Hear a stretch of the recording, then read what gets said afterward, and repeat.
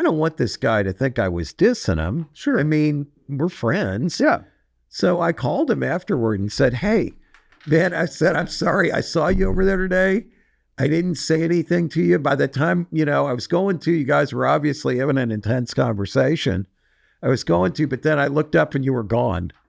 I just don't want you to think I was ignoring you or didn't see you. Dude, that is such a good example of strong emotional intelligence because you didn't have to make that call.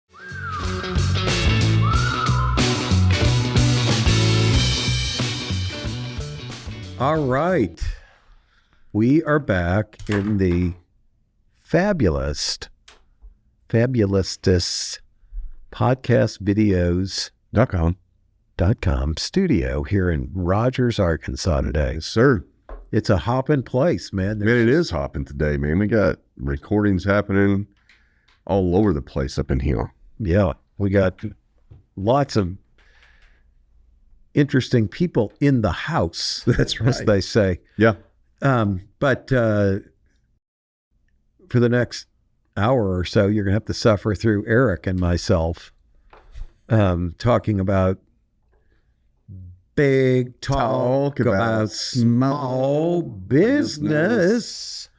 We're back again, and it's going to be fun. Let's do it, man. All right. What are we talking about today? We're talking about emotional building relationships. Building relationships. Emotional intelligence is part of that. Yeah, it is. It's definitely part of it. But before we get started, okay.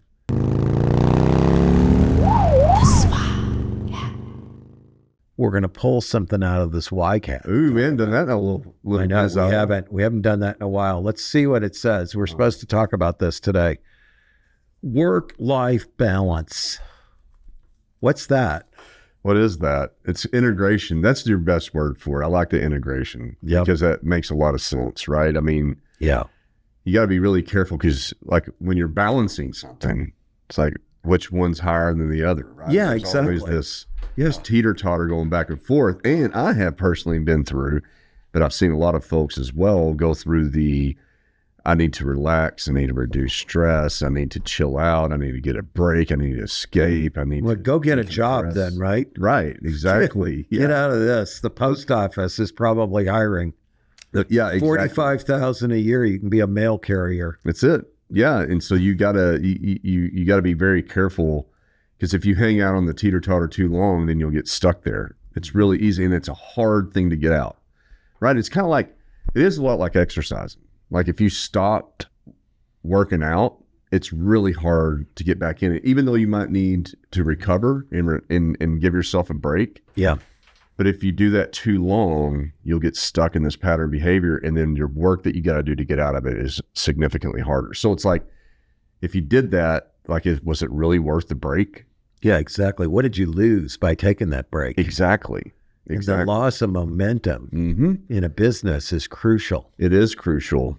It is very crucial. And that's what you're trying to get. You're trying to get that flywheel to start turning. Yeah. Right? You've got to inspire everybody else too. Mm-hmm. If you're the leader, you're the business owner, you're the entrepreneur. If you're not willing to do what it takes to be fully engaged, what makes you think anybody else is going? Well, yeah. And people they follow direction.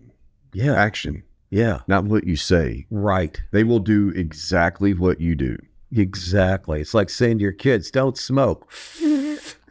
Exactly. Okay. Yeah. Don't ever smoke, right? Yeah. Don't drink tonight. Yeah. You're sitting there drinking. They're going to do it. Exactly. Do as I do, not as I say. And it's so critical in business. Leadership's all about setting the example. The reality is, as a business owner, don't kid yourself about your ability to disengage. That's right. Yeah. And you got to do, and you got to also recognize that it's not just you, but you're setting a pattern, the compounding effect that you have, right? Because if I need to go disengage, people see me disengage. Everybody disengages. Exactly. And then not only do you have to work yourself out of that hole, but you got to work everyone else out of that. And it's funny. It's an interesting phenomenon how if I was to disengage, how quick everyone else will disengage. But when I re-engage, it is they don't quickly. Much harder to get they going. don't re-engage quickly. Boy, that is so true. To me, it's kind of like being at the airport. You know, we've probably talked about the moving walkway phenomenon again in the past, rather. You know, where people get on the moving walkway and they stop. Yeah. Not cool. Stop. Okay. That's like having your business. It's a moving walkway. Yeah. Okay. You get onto it and you're going to stop. Good luck. That was your chance to get ahead. That's right. You lost it. You need to be walking forward because the whole thing's pushing you forward. Yep. That's the point of that walkway. Exactly. It's not to relax. Exactly. It's to get ahead. It's a really good analogy, actually, because I think everybody can visualize that. And if you're somebody that, like, there's a difference, like if you're walking up to that walkway, right, and your mentality is I'm tired of walking, I'm going to use this walkway so that I don't have to walk, but I'm going to get to the same place at the same time by taking it easy. Yeah. Whereas if you're late for your next flight and you see that walkway, your brain goes, I can go twice as fast. Exactly. Than walking over here on the side. And so an entrepreneurial mentality, you have to be the person that sees walking twice as fast, not chilling, because you literally don't have that luxury in entrepreneurship. Yes. And I think that might be a big reason why a lot of businesses fail, is because people get into it with the wrong mentality. Are you the person that, if you're sitting here considering entrepreneurship, and you're at your current job and you're trying to weigh the decision, you know, I'm tired of what I'm doing. Okay, that's fair. I'm thinking about starting my own business because I always wanted to build something or do something. But are you looking at that walkway as an opportunity for you to build what you want to do, but also have a balanced, wonderful lifestyle? Or are you looking at going to that walkway because you're really trying to build scale and have a big check at the end, or make a lot of money, or make a big impact and solve a market need? I've seen both types, and the ones that are just trying to not walk as fast or get any ahead as fast, it can be a really miserable existence. Absolutely. That's why you really have to have a passion for what you're doing. 100%. I mean, it's got to be something that you're obsessed with. Mm-hmm. That's what carries you forward. That's why you're so motivated and so driven to do it, because you feel like it's really worth doing, and it's really important that you do it, and you really want to do it. Yeah, and you're trying to accomplish a goal. Yeah. Right. Just like, again, is my goal to, like, that's what it comes down to, I think. It's that, like, again, put yourself, listener, visualize at the airport. Are you making the decision to get on the walkway with the goal of relaxing and having it a little bit easier, but still going in the same place? Or is your goal to freaking go faster and go further? Yeah. And maybe, here's the other thing. Maybe I can rest if I get there earlier. Yeah. Maybe then I can rest, but I'm at the destination by then. Yeah. Okay. See, that's the difference. That's the external sale or whatever. Yeah. The build up of the company to a certain level. Mm-hmm. Yeah. I think that's the point. You can delay your gratification. Yeah. For the end goal. That's more important. This is good discussion, because it's kind of like, why did we even start this show, right? I mean, like, you and I mean, there's millions of great business leaders out there, folks that have been, had, 100 times more success than we can ever imagine having, in business. But I mean, I think that what we're trying to do is that there's this mentality that you and I've experienced as entrepreneurs, people saying, tell me more about how you got going. Like, what does it really take to be successful? And it's a really hard thing to articulate in a conversation. So we're almost like, 90, 80 episodes now. And we're close to 90. Right. And we're still dissecting the answer. No, that's a good point. Because when we started this show, I remember you and I talked about it, and I said, you know what? I don't have anything I'm trying to promote. Right. And you don't either. No. I mean, we're not trying to be consultants to small businesses. That's not our goal. No. Okay, here. Yeah. At all. We just want to share the information, and we want to clear up a lot of misconceptions and bad information that's out there. Yeah. Yeah. It's just like I was talking today. I mean, our topic is relationships, right? I was talking with a couple who has a business, and they've been successful. They're getting it off the ground. It's pretty interesting business they've got, and they sell direct to the consumer. Mm-hmm. And, you know, we were talking about their growth, and they bootstrapped it. Yeah. Okay. Very impressive what they've been able to do so far. But they were talking about, you know, well, the mentors they've had and some of the coaches and things like that. And I said, you know what, though? I said, be careful who you listen to. Yeah. Okay. Do they really have the credibility? Have they been there? Right.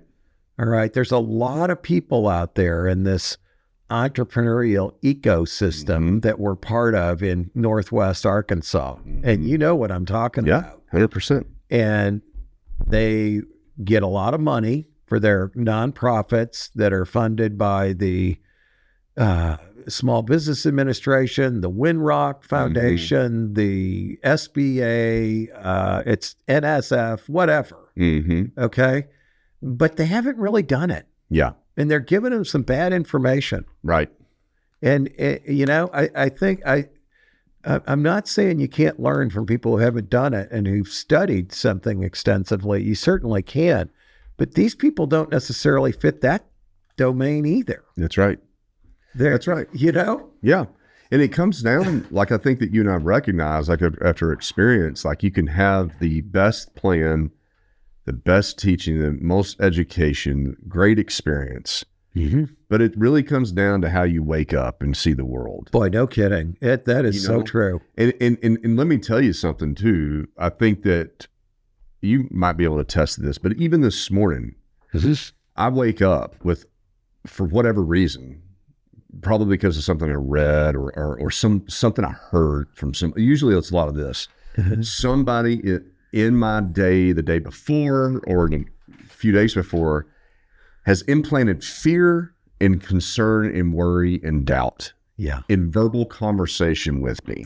Right. And at that time, you know, and I can remember some specific instances here recently as I'm thinking about this.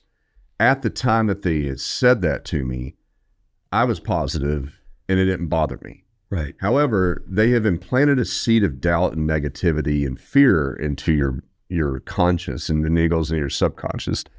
And I go to sleep and my dreams mull through my little personal AI engine, right? Yes. It's mulling through all these things. And I wake up, and I literally woke up this morning with just like this kind of heavy blanketed doubt. Yeah. Of all these things that are happening.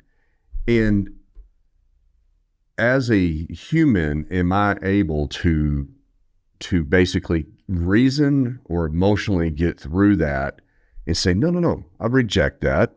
That's not true. That's just a fear. That's somebody else's concern. And so it takes me off focus, but the ability to get through that individually without the help. It's crucial. And before you go out and you continue the cancer into the entire world. Right. Like that to me is the entrepreneur. Like above all doubt, naysayers and circumstances, macro effects, all these things, can you individually rise up and say, you know what, I'm going to go get it? Because can you keep the vision? Can you? It's just all there is to it. No, you're right. Keep the vision. Can you keep the vision? Yeah. Can you refine it? Because it's your responsibility as an entrepreneur to keep that vision. That's so true. Yep. Well, we call those the 3 a.m. heebie-jeebies or whatever. Usually it's not. Usually by the time I wake up, I'm already getting better from that. But 3 a.m. Ooh. Well, that's a dark time period, bro. It can be a dark time. I tell you, last night I was up so many times between the dog that one of our dogs is so afraid of storms. Oh my God, it's horrible. Yeah. But is this your experience? Like if you get woken up, like say it's like that happened to me a couple of nights ago, the dog freaking woke me up. Yeah. Fighting in the kennel or something. Right. Yeah. Yeah. But once I'm up, boom, the brain starts acting and it starts thinking and processing about what all I need to do, what all I didn't get done, what all is freaking out. I make a lot of do lists at 3 a.m. because of that. Yeah. But you got to keep the vision. You gotta keep it alive. The people you get advice from. Yeah. We're talking about relationships today. Yeah. Are so critical. It's always best if you want to be an entrepreneur, in my opinion, at least, and I doubt you would disagree with this, hang out with other successful entrepreneurs, not failed entrepreneurs, not people who've never been entrepreneurs, not people who've never had a business. Hang out with other people who have actually done it and prevailed, or are going through the process. That's at minimum. You'll inspire each other. Yeah. You'll advise each other. You'll relate to each other. Yes. And it's always good to know you're not alone, and it's always good to learn from other people who've been there before you. Sure. And again, I think a lot of privately held business owners feel like they're alone out there. Yeah. Operating, nobody cares about me, nobody understands me, whatever. Probably more often than not, their spouse or mate doesn't get it, what they're doing. Oh, they have 100%. Yeah. And it's not healthy. No. I mean, you've got to have somebody else you can talk to that's going to keep you going and help you get through those times. Well, that's basically what you and I are doing with this whole show. That's what we're trying to do. That's why when we brought this up about this idea, I mean, to me, I was excited about the topic, but the big excitement is just to have this dialogue, because it is helpful. And now every week for the last almost 2 years, right? Yeah. That we're able to have these conversations, and I come out more encouraged. Yeah. A little bit more savvy. It's like our own little psychotherapy program that we share with the world. And God knows we need it. And the best thing is that you and I don't approve or look at anything we talked about. No, it just goes to print. It does. It just goes. But which makes it a lot more fun. But let's talk about relationships. Yeah. So they have been pivotal for both of us, and continue to be. What real advice? I mean, I think everybody goes, oh, relationships are important. Okay. Yeah. I hear that all the time. Yeah. Everybody says it, but put some teeth in it. How do you really form these relationships with other people who can benefit you? I'm not saying, I don't want to look at it totally as a transaction either. Other people who inspire you, other people who encourage you, other people. It's not just ones that do business or find you money or whatever. Yeah. How do you form those relationships in the first place? And then how do you sustain them?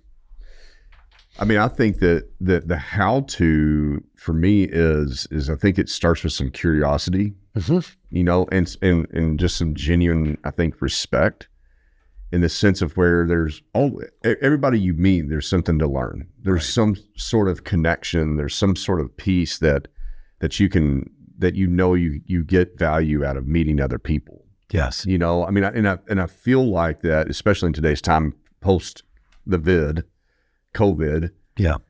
Folks felt like that you can operate and live and work and enjoy life in isolation. Yeah.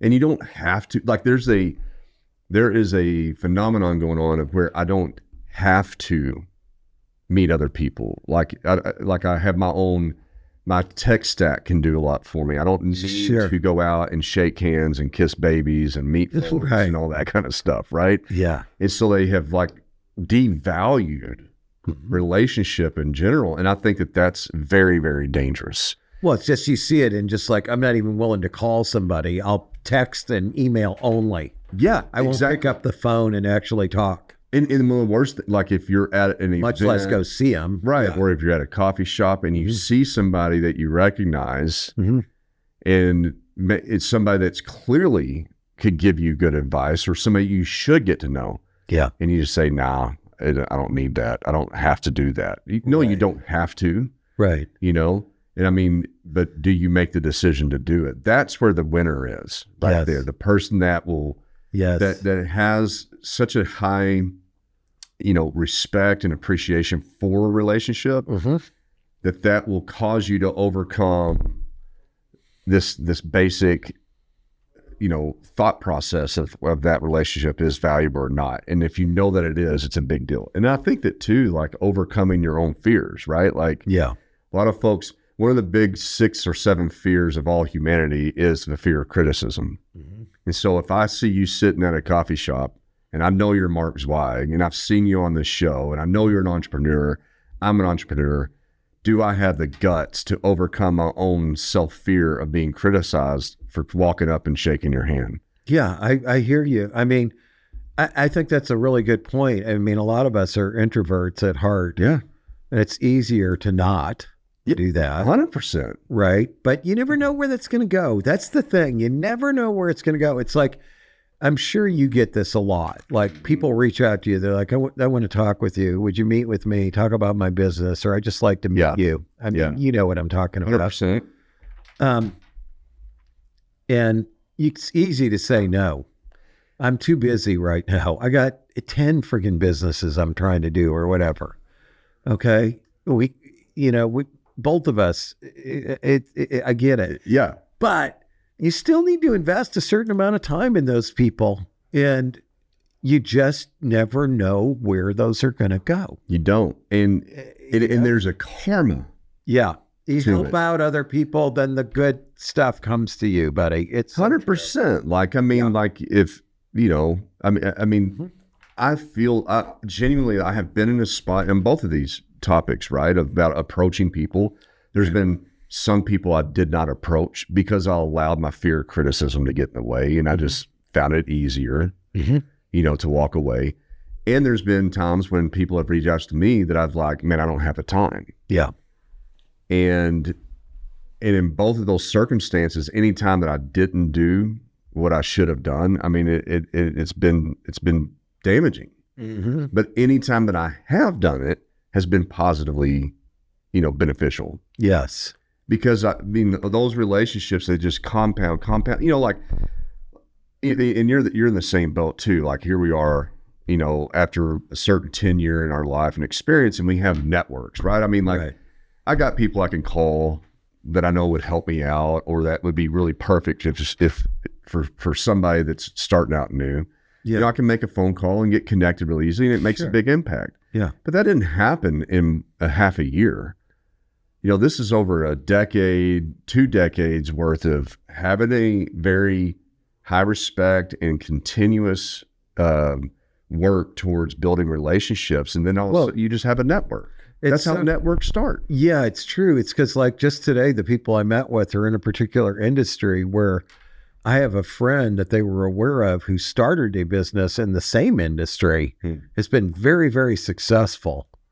Okay, and they asked me if I would introduce them to this individual, which I'll be glad to do, because they're on a parallel path. They're just not as far down the road as he is. Mm-hmm.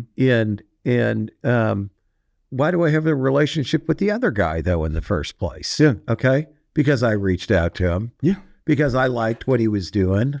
Because you're interested in Exactly. I thought this is a really cool concept. Yeah. What's this guy doing? Yeah. How is he doing it? How did he get this business where people are buying directly from him? Yeah.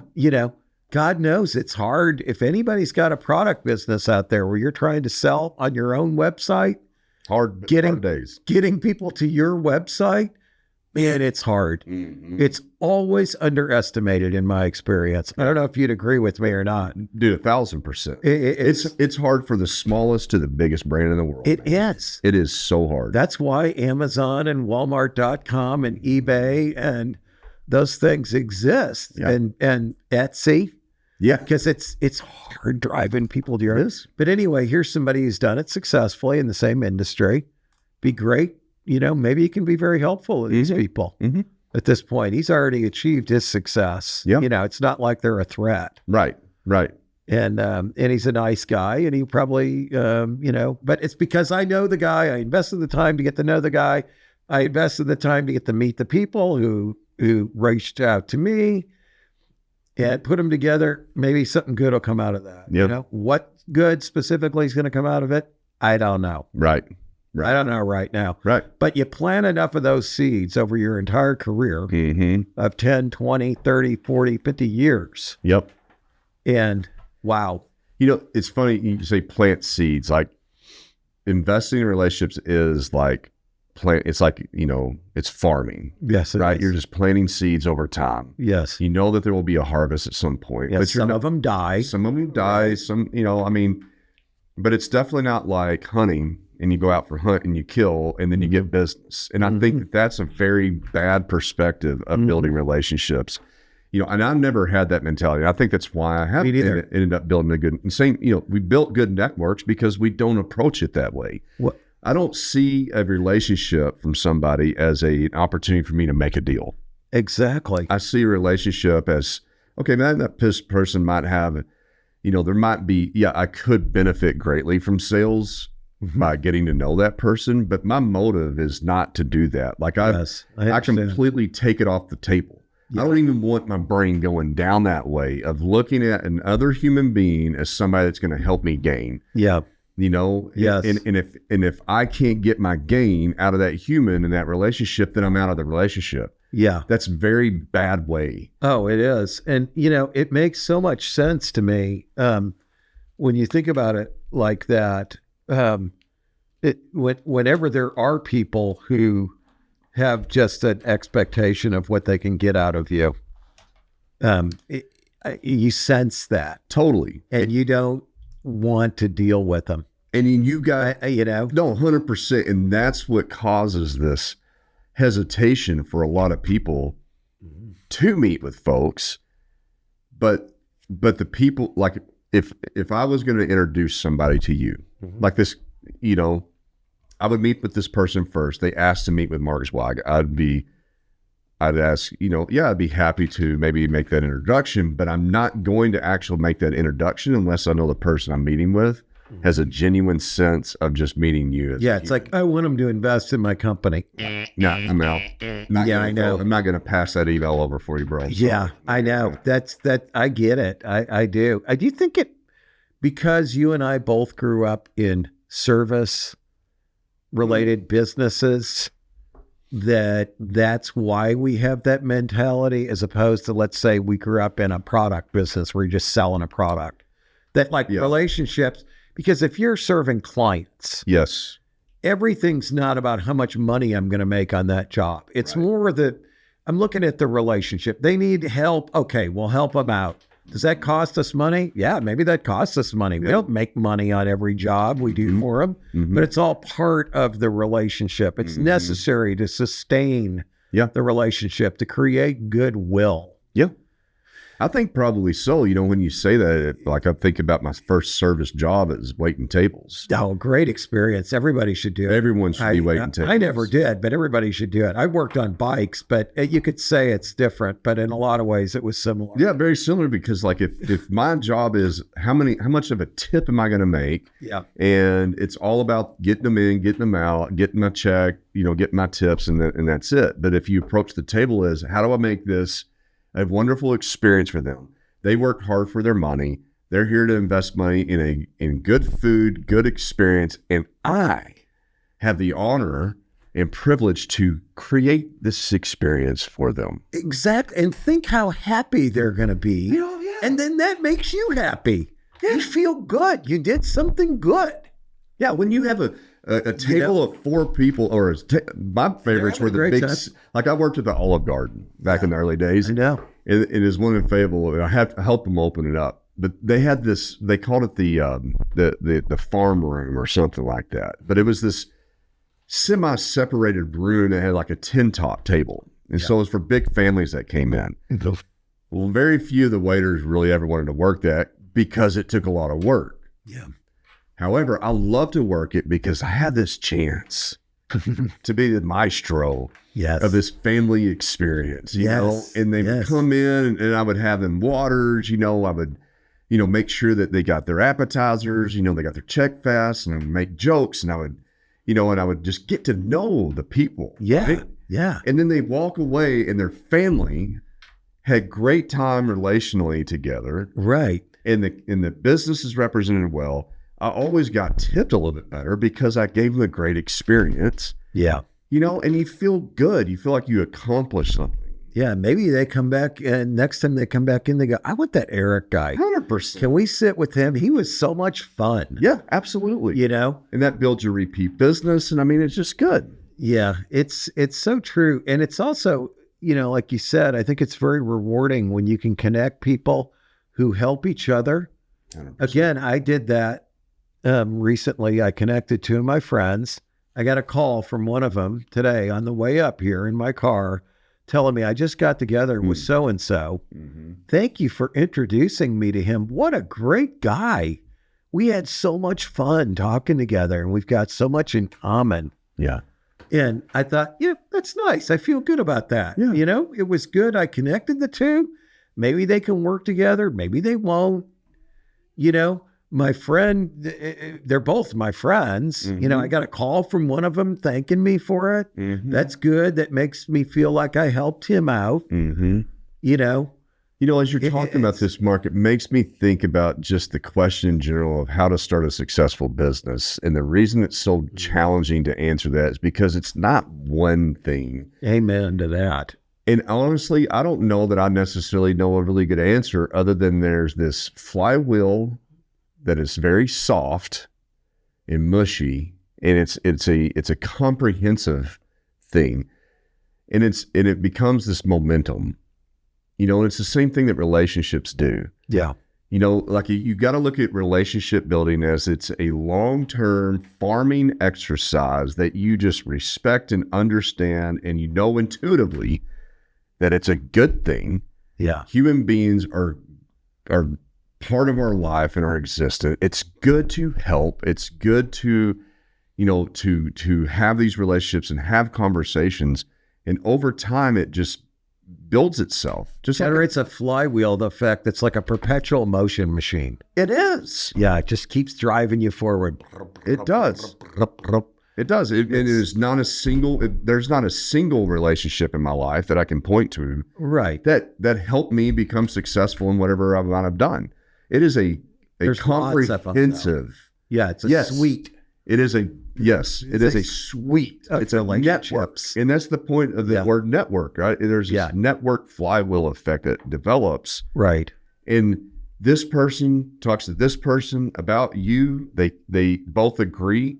And there could be some negatives in there, but if they both agree, he's a good guy, I mean, like I really like it. There's something about that person, right? And it's because I want to get to know this other person. They remember that. Like anybody that has a meeting or like you're in any relationship, if I was to dedicate more of my effort to listening to you and understanding you, you're going to greatly appreciate that. Doesn't matter if it's marriage, friendship, business, anything. Yeah. And so that's what you do. That's your emotional intelligence. What about, people say emotional intelligence is such a huge factor. I mean, I've got a stat here. 90% of top performing employees possess high emotional intelligence. It says influencing 58% of job performance. Source Electoral Q. I don't know what that is, but I don't exactly understand those percentages, but I'll say anecdotally, the ones that have good emotional intelligence are the ones that get ahead, right? 100%. I mean, it's like, I got this 14-year-old daughter. I mean, I know you got girls too. She's my youngest one. She's probably, of all of them, maybe the least academically oriented. I mean, she does okay in school. It's not that hard to do well in school these days. I don't think the standards are super high, truthfully. She probably never read an entire book cover to cover. She became a mature person who could read anything. However, emotional intelligence-wise, she's probably at the top of all my kids. And so I have just very high expectations for what she's going to be able to accomplish. Yeah. She knows how to make relationships with other people. She's tuned in to other people. Better than any of them. Yeah. And it's such a great skill, I mean, she's got an older sister. The next one up is a straight A student. She does not have the same degree of emotional intelligence. I'm not trying to say she won't be successful either, because she will be. Yeah. But maybe not in the same way, or maybe not to the same extent as the younger one that seems to be so much more tuned into the relationships. And I think that there's a misconception that emotional intelligence is only reserved for those extroverted, outgoing type people. And it's not true. It's something you can totally learn. It's just like the IQ, right? I mean, like you can improve, you can learn, you can research, you can understand. You said it early on, though. Just ask more questions. Yeah. Just stop talking about yourself. Yeah. And ask more questions about the other person. Be Not only curious. will you learn from them, they will like you more. 100%. And people, and I think, emotional intelligence to me comes into like reading the room, reading the disposition of somebody. It does. Seeing how you're being perceived individually. 100%. Like talking about the coffee shop, if I see you at the coffee shop and I see that you look frantic, Yeah. right, or that you're under a lot of pressure or you're busy, you're trying to get Right. Does that mean you're going to stop and and try to have this long conversation? No, I might, but I do see significant value in like as you're walking out, that I'm walking out at the same time, and I go, Bart, Eric again. We met the other day. Sure. Good to see you. Have a great day. Yeah. That's a relationship build that was emotionally intelligent, that I recognize you're busy. You're going to appreciate it. You're going to remember me, but I didn't negatively disrupt you and make your day a little worse. Like I let you go. Yeah. But that's an emotional intelligence. You made that decision. You were astute enough. Yeah. Like today, I mean, you and Matt Waller both were in the coffee shop. I'm talking with these other people. You could see we weren't having a stressful conversation, right? You look at the body language, how we're sitting there, the expression on our faces, whatever. Yeah, the fact that you're looking up and you're smiling and you're, you're happy to engage. Right, totally appropriate to engage in that scenario. Ready to level up your show? At podcastvideos.com, we offer industry-leading recording and expert marketing to help your show reach more listeners. From creation to distribution, we've got you covered. Visit podcastvideos.com and elevate your podcast today. Dude, it's so funny we're talking about. I have been in coffee shops talking with somebody about some sort of significant conversation, and I look up and I see somebody, and I can recount exactly who the person is, and I don't know this person very well, right? But I do know them from other events, and we have had times where we've talked in rooms together. Sure. And this person, literally, I'll be middle talking to you about something serious. I see them, I wave at them, but I look back at you and I keep talking. Right. I have a clear signal to that person. I don't need to be interrupted right now. But this freaking person has the audacity to come and walk up to the table and stand there with a big smile on their face. And I have to. They didn't have the emotional. They did not required, did they? But no, they didn't. And here's the thing: they're trying to build a relationship with me, right? But I'm in my mind going, I don't want anything to do with. That's a negative. Yeah, it's a funny. I mean, this coffee shop over here blows my mind. Yeah. Anytime you go in there, you probably know half the people in there. Yeah. I mean, it's network city, baby. It is absolute, like the hub of coffee shop networking in this area. Blows me away. And I see people, I know their face, but I can't remember who they are. Yeah. In fact, I saw a couple of them today in there. But so that's a good point. I was having lunch with my wife recently at a place. This is a couple months ago. And then I saw a guy I know who was well across the room. He was obviously having one of these intense business discussions. Okay. I did not go over there and introduce myself. But I also, I wanted to say when he got up, I was going to say goodbye. Somehow I was talking with my wife, or distracted enough that I look up and they're gone. Yeah. Okay. So I thought to myself, you know what? I don't want this guy to think I was dissing him. Sure. I mean, we're friends. Yeah. So I called him afterward and said, hey, man, I said, I'm sorry. I saw you over there today. I didn't say anything to you. By the time, I was going to, you guys were obviously having an intense conversation. I was going to, but then I looked up and you were gone. I just don't want you to think I was ignoring you or didn't see you. Dude, that is such a good example of strong emotional intelligence. Because you didn't have to make that call. I did not have to make that call at all. I could have just let it go, but I just. But you're understanding how that you could have affected that person, right? He might think, Zweig's kind of an asshole. He saw me in there, right? Didn't even, make any attempt to recognize me. Yeah. What a jerk, man. Yeah. I hate him. You know what he's going to do? He's going to go talk to his buddies and say, you know what? Yeah. That's swag. Yeah. Who the hell does he think he is? He thinks he's such an asshole. But being aware like that is so important. And I think that people disregard that. Mm-hmm. And it's not just emotional intelligence about that person, but it's when you leave and you go, man, I should text that person or whatever. But then you're like, no, it's not a big deal. That's not emotional intelligence on your part about the other person. Yeah. But it's caring, and when we say emotional intelligence, it's caring genuinely enough about the feelings of other people. Exactly. I tell you, this is really interesting. I never really thought about this like this. Okay. And, some people might say I don't have the EI I should have, but I was at the country club pool here this last weekend. And I went there with one of my daughters and her friend and myself. My wife was going to come along later. So I walk in and I go past this woman and she says, "Hey, Mark Zweig." And I'm like, "Hey," I could not remember who she was. Sure. Okay. It just, I'm getting older, dude. Thank God I got my wife, because generally between the two of us, we'd be like, who the hell? Okay. We put the name together. Yeah. So anyway, about 15, it's bugging me. I can't think of her name. She called me by my name. And my daughter comes over and says, "Hey, did you see so-and-so's at the pool here?" I'm like, oh God, now I know who that is. Yeah. Okay. So I got up.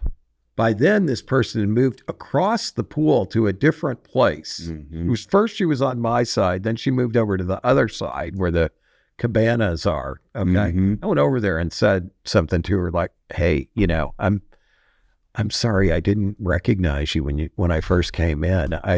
You're out of context. This is not where I'm used to seeing you." Yeah. Yeah. And I think it was appreciated, I guess. 100%. That's all I'm saying. Yeah. I acknowledge it. I could have just said, "Oh God, that was terrible. I'm embarrassed," and not gone over there.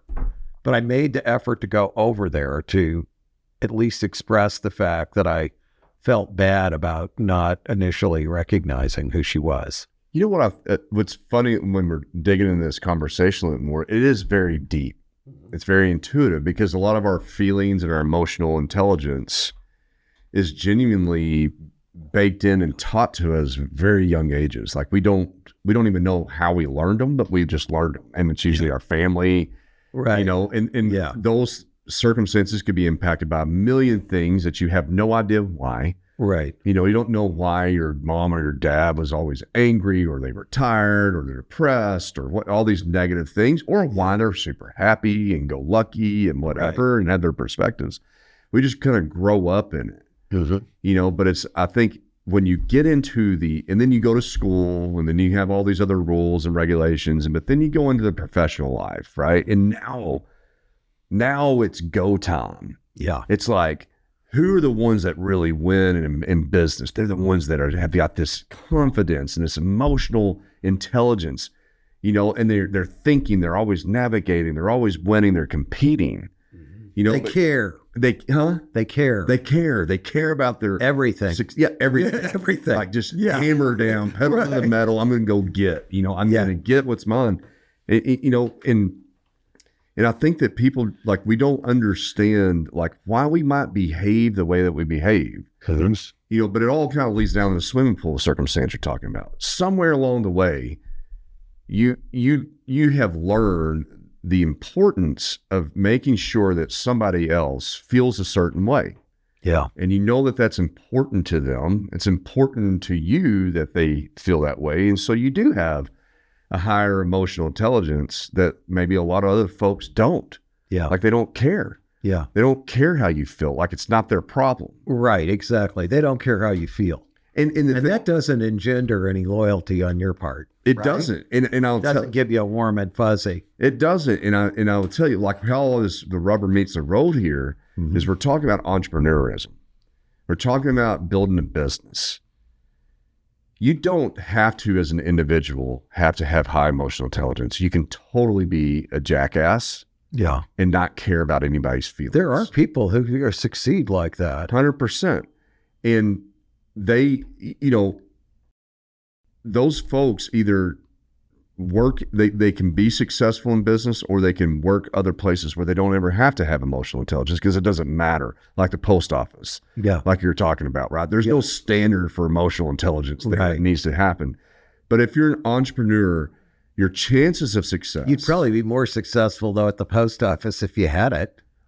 You'd rise through the ranks. You'd become a manager. You'd become the postmaster. Whatever. I mean, yeah. I mean, emotional intelligence always benefits you. It does. But if you're an entrepreneur, you need to dig into this puppy. Yes, you do. You need to focus and listen and watch and research and practice and improve and grow in emotional intelligence. Put yourself into the uncomfortable position sometimes, just because, even if you don't want to, because you feel like you have to. Yeah. You have to understand what this means, what it means to impact other people, and the value of relationships, and having the emotional intelligence to know the value of relationships. Like, if you don't see value in relationships and you're discounting them, and you're an entrepreneur, and you for some reason think that that's something that can be done because you saw Mark Zuckerberg do it in a news article that you read 15 years ago, and he's like, he doesn't have to have it. I don't have to have it. Bullshit. Yeah. Exactly. You just minimize your chances way, way, way down. It's so true. I don't know where I necessarily learned it, but I can say really early on in my professional career, post grad school, I was selling expensive professional services. Yeah. And I had success with it. And one of the reasons why was I just called my clients and potential clients when I had nothing to try to sell them at all. Every friend did that. Of course. I had a guy tell me, who eventually ended up being the reason I got hired at a company, that what he liked about me was I would just call him up and talk to him. Yeah, you're genuine. He just said, you just call me up and talk to me. You had nothing you were trying to sell me. Yeah. That isn't hard. That was easy. I mean, honestly, it was easier for me than trying to sell him something. 100%. Man, people, look, man, I think one of the biggest things, and here's so I know we got to roll, but one of the big values of relationships is that you've already established the credibility, the likability, the connection. People usually don't buy things until they're ready to buy them. Exactly. If you convince them, especially in a B2B environment, they're not going to buy it impulsively. No. Like, I just feel like hiring something. Yeah, this guy convinced me that I need to buy something. Right. Like, that's usually, like, you can win that way, and I think there's an art to that, and I have respect for that. But the reality is the way I think about it is that people know who I am, my character. They know what I do. They see my experience. And when they finally say, you know what, I think that doing video ads on social media is actually a good idea. Right. We need to do that. Who do I trust to do that? And then it's an easy conversation. And then I'm happy to help. And then selling is helping. This, again, I always go back to Matt Lewis, who's general manager of Lewis Automotive. He always says, first they got to know you. Then they got to like you. They're not going to like you if they don't know you. And then if they like you, then you got to get them to trust you. They're not going to trust you if they don't like you and they don't know you. There's an order of operations there. And then selling is just helping. Help them get what they want. Done. Okay? Help them get what they want. I mean, that to me is just a beautiful relationship there. And then sustain that. Yeah. Relationship over time and build a lifetime relationship and a lifetime customer. Yeah. And you once you have trust, you got to keep that trust earned. Right. And don't let that, because if you break that trust, then, it ruins the relationship. It does. You're going to wish they didn't like you at one point, and you're going to wish they didn't even know you at one point. It's like once you stray, you're never going to be the same. Man, I think that's a good way to end that. They got to know you, then they got to like you, then they got to trust you. That's a good high point for how to build relationships. I said, and then you help. Then you just help. Yeah. It's so easy. It's so much better. It is. I agree. You feel better about yourself. Man, you're going to be more successful. Well, and one of the things about entrepreneurship that I can say that I enjoy the most is helping. Yes. I have helped to build something that has helped other people build. That's honor. That's gratitude. Oh, absolutely. That lets me know that I've accomplished something in my life. And that's one of the great things about owning your own business is you can make the decision to help. You don't have corporate or some manager telling you can't give this away or you can't spend your time like that or whatever. You can make that call. That's right. Entirely on your own. That's a great thing. That's freedom. That is. It's valuable stuff. Well, hey, we're out of time. We are. Thank you for listening. Thank you to our listeners and to you, Eric. If you do want to check out our past episodes, get on bigtalkaboutsmallbusiness.com. If you've got a product or service that you think we might be interested in representing, send us a message and we'll be glad to take a look at it. Yep. And otherwise, we're going to be back here again next week, aren't we? For a big another episode of Big Talk about Small Business.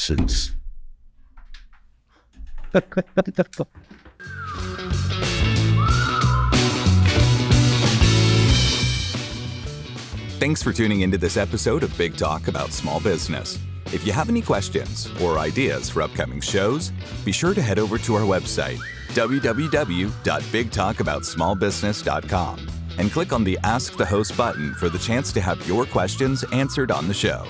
Stay connected with us on LinkedIn at Big Talk About Small Business. And be sure to head over to our website to read articles, browse episodes, and ask questions about upcoming shows.